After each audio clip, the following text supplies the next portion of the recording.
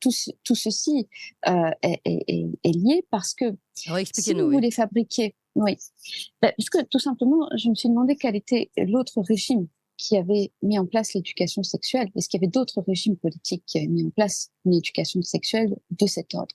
Eh bien oui, le régime nazi, voilà, à partir de 1935. Éducation sexuelle, hein, comme ça.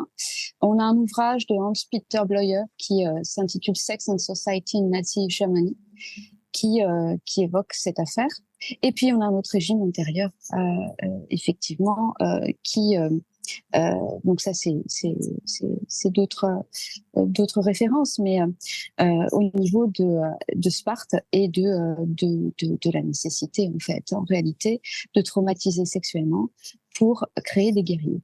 Donc c'est tout aussi simple que ça, c'est-à-dire qu'on va avoir un premier endoctrinement qui est de nature traumatique, qui est une sorte de MK Ultra traumatique sur toute la population. On a des témoignages absolument effroyables, Oui. mais qui correspondent en fait à ce qui est écrit dans les textes. Moi, c'est ce qui me fascine, c'est que tout est écrit.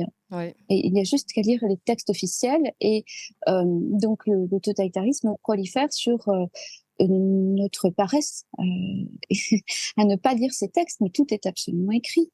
Et donc, on va avoir donc école maternelle, puisque ça commence à l'âge de 2 ans, dans Aide-Sens pour la France, le dialogue, le dialogue avec l'enfant qui ne sait pas parler sur la sexualité.